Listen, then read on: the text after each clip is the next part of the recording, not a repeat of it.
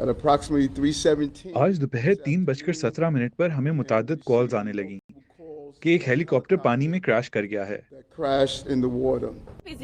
दरअसल हेलीकॉप्टर का रुख नीचे की तरफ था और मैंने देखा कि हेलीकॉप्टर का पंखा उससे अलग हो गया था। वो बस हवा में अकेले घूमे जा रहा था और फिर हेलीकॉप्टर बस गिर गया।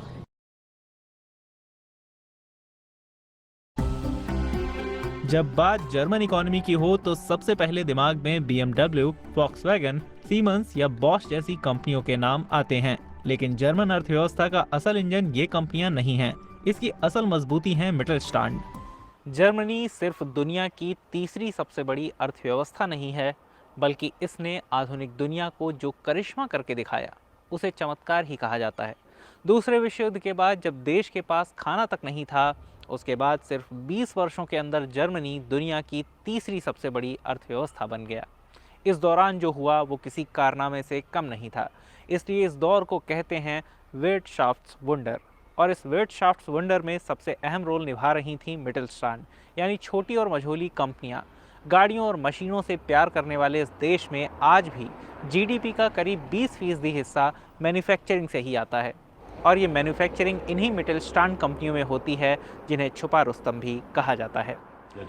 छोटी और मझोली जर्मन कंपनियां जर्मनी का एक खास आविष्कार हैं, क्योंकि 99% कंपनियां ऐसी ही हैं। और सबसे बड़ी बात यह है कि जर्मनी के 50% से ज्यादा कर्मचारी ऐसी कंपनियों में ही नौकरी करते हैं। 50% से ज्यादा मिटलस्टांड अंतर्राष्ट्रीय स्तर पर कारोबार करती हैं, खासकर मैकेनिकल इंजीनियरिंग और गाड़ियों से जुड़े उद्योगों में।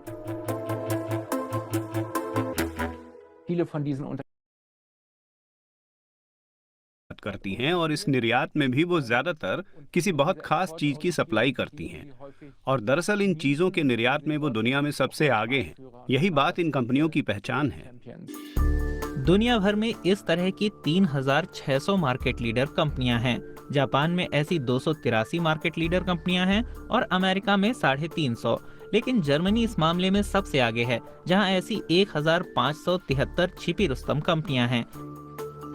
लेकिन इनमें ऐसा भी क्या खास है? काफी समय पहले जर्मनी बहुत सारी छोटी काउंटी और रियासतों में बटा हुआ था, और जाहिर है कि इन स्थानीय शासन इकाइयों के पास अपनी पूंजी भी थी। वे सांस्कृतिक केंद्र भी थे और आर्थिक केंद्र भी। नतीजा ये हुआ कि अब देखा जा सकता है कि पूरे जर्मनी में आर्थिक गतिविधियां फैली हुई हैं, और उनमें अच्छी सैलरी वाली नौकरियां भी हैं। जर्मनी की कई छिपी रुस्तम कंपनियां इन जगहों पर बड़े मेट्रो शहरों से दूर स्थापित हैं। ये कई पीढ़ियों से ऐसे ही चल रही हैं, और ये इन इलाकों से जुड़ी आर्थिक जिम्मेदारियां ही नहीं निभाती, सामाजिक जिम्मेदारियां भी निभाती हैं। कंपनी तो आखिरकार एक जरिया ही है, पैसा कमाने का और रोजगार देने का। लेकिन ज्यादा बड़ी संतुष्टि तो इसमें है कि इनके पास बेहतरीन प्रोडक्ट हों और वो भी कामयाब हों। और मुझे लगता है कि इस मामले में ये कंपनियां अनोखी हैं, इसलिए भी क्योंकि वो जरूरत के हिसाब से बदलाव करती हैं। और मेरा मानना है कि जर्मनी में मिटलस्टांड ने दिखाया है कि जब भी मुसीबत आती है, वो नई स्थितियों के हिसाब से खुद को बहुत तेजी से बदल सकती हैं। आलम यह है कि जब दुनिया ट्रंप के टैरिफों से पैदा हुई अनिश्चितता से घिरी हुई है, जर्मन कंपनियां कॉन्फिडेंट हैं कि उन पर इन टैरिफों का कोई खास असर नहीं होगा। ऐसा इसलिए क्योंकि वो जो चीज़ें अमेरिका को निर्यात करती हैं और कोई नहीं कर सकता, सिर्फ चीन जैसे कुछ देश कुछ हद तक इन जर्मन कंपनियों की बराबरी कर सकते हैं। लेकिन चीन पर लगे भारी टैरिफ के बीच इसकी भी कोई संभावना नहीं है। दूसरों के मुकाबले हमारे लिए ये फायदेमंद है कि अमेरिका के लिए मैकेनिकल इंजीनियरिंग से जुड़ी टेक्नोलॉजी के बाजार में हमारे सामने बहुत ज़्यादा अंतर्राष्ट्रीय प्रतिस्पर्धा नहीं है। अमेरिका की कई कंपनियां तकनीक के मामले में आयात पर निर्भर हैं, और यही बात हमारे पक्ष में जाती है। लेकिन इनके सामने भी कई खास तरह की चुनौतियां हैं, जैसे उत्तराधिकार के फैसले या स्किल्ड कर्मचारियों की कमी और नई खोजों का ना होना। इस तरह की चुनौतियों से ये छिपी रुस्तम कंपनियां भी जूझती हैं। प्रतिस्पर्धा तो बहुत ज्यादा है और बड़ी कंपनियों के ज्यादा तेजी से नई खोज करने की संभावना होती है। लेकिन मेरा मानना है कि जर्मनी की छोटी और मझोली कंपनियां बहुत चालाक हैं और वे जानती हैं कि कहां पर किसी नए खास तरह के उत्पाद की संभावना बन रही है।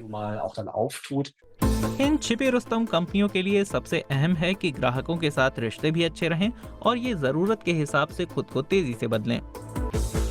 हालांकि मंदी में फंसी जर्मन अर्थव्यवस्था और जटिल वैश्विक परिस्थितियों से जन्मी अस्थिरता इन कंपनियों पर बिल्कुल असर नहीं डालेगी, ऐसा नहीं है। बस देखना होगा कि ये कंपनियां इस आपदा को अवसर में बदल पाएंगी या इनका शिकार हो जाएंगी।